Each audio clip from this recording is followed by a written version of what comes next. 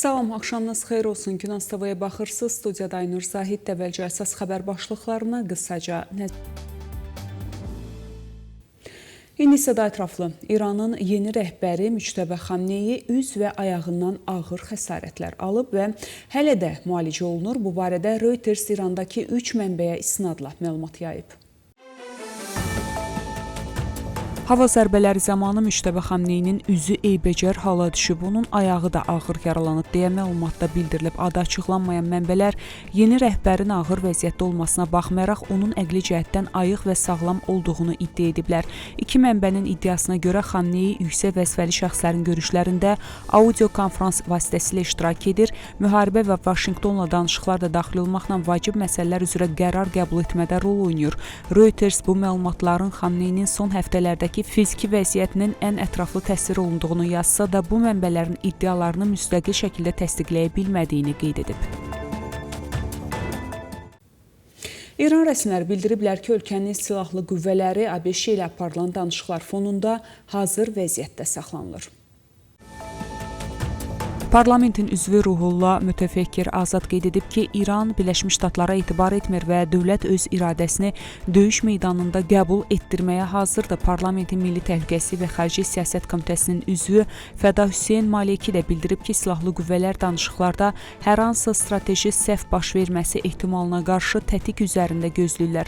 Daha əvvəl isə Prezident Məsud Pezeşkiyanın kommunikasiya üzrə müavini Mehdi Təbatabi də X sosial şəbəkəsində bənzər fikirlər yazaraq silahlı qüvvələrin hazır vəziyyətdə olduğunu qeyd etmişdi.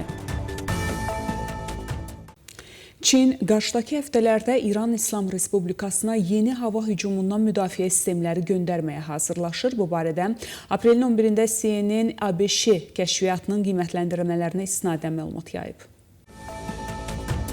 Qiymətləndirmələrlə tanış olan 3 mənbəyə görə bu addımlar Tehranın döyüşlərdəki fasilədən silah ehtiyatlarını bərpa etmək üçün istifadə edə biləcəyini göstərir.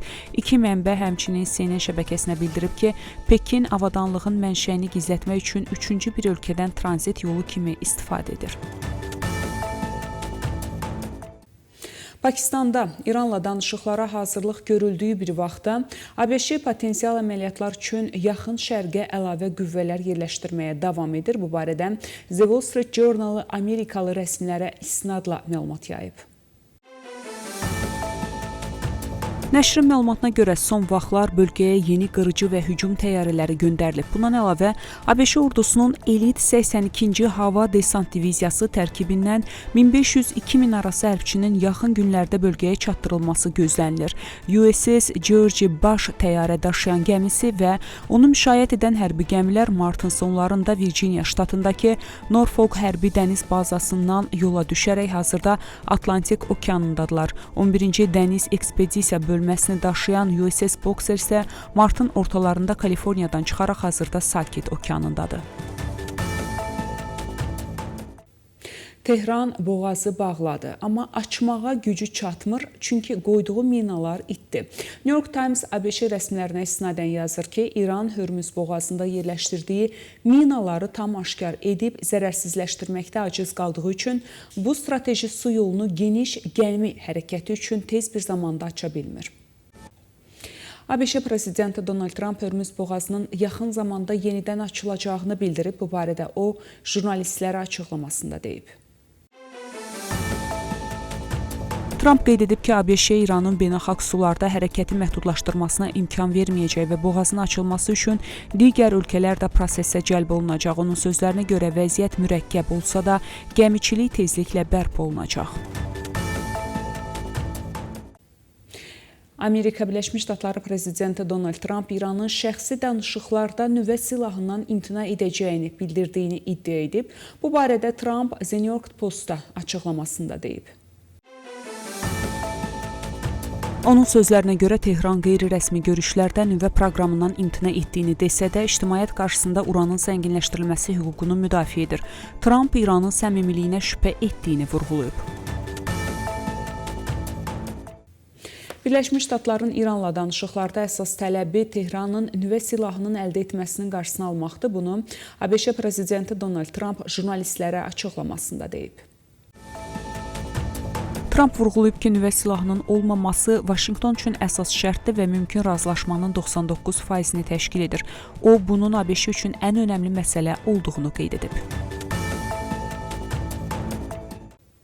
Buraxılışımız davam edir. Qardaş Türkiyə Respublikasının Konya şəhərində keçirilən Anatolian Phoenix 2026 beynəlxalq axtarış xilas etmə təlimi uğurla davam edir. Bu barədə Müdafiə Nazirliyinə məlumat verilib. Bildirilib ki, təlim planına uyğun olaraq keçirilən brifinqlərdə iştirakçılara təhlükəsizlik qaydaları icra olunacaq, tapşırıqların mərhələləri, həmçinin əməliyyatların aparılacağı ərazinin relyefi və iqlim xüsusiyyətləri barədə ətraflı məlumat verilib. Tapşırığa əsasən şərti qəzaya uğramış pilotun aşkarlanması və xilas edilməsi məqsədi ilə paraşüt, desant və axtarış xilas etmə bölmələri tərəfindən kompleks əməliyyatlar icra olunub. Helikopter vasitəsilə əraziyə cəlb edilən paraşüt, desant və axtarış xilas etmə xidmətlərinin mütəxəssisləri Fast Rope üsulu ilə iniş edərək binada mövqe tutmuş şərti terrorçu qrupunu zərərsizləşdirib və qrup rəhbərini ələ keçiriblər. Əməliyyatın növbəti mərhələsində ərazi üzərində tam nəzarət təmin edilib. Pilot təhlükəsiz şəkildə təxliyə olunub. Tapşırığın uğurla icrasından sonra şəxsi heyət helikopter vasitəsilə ərazini tərk edib. Eyni zamanda əməliyyata cəlb olunan aviasiya vasitələri qruplara havada mühafizə və atəş dəstəyi göstərərək tapşırıqların effektiv icrasına köməklik göstərib. İcra olunan fəaliyyətlər zamanı şəxsi heyətin yüksək peşəkarlığı, eləcə də bölmələr arasında qarşılıqlı fəaliyyət və koordinasiyanın yüksək səviyyədə olduğu nümayiş etdirilib. Qeyd edək ki, beynəlxalq təlim aprelin 17-sinədək davam edəcək. Belə hörmətli tamaşaçılar, bu saatda çatdıracağım əsas xəbərlər bunlar idi. Görüşmək ümidi ilə salamat qalın.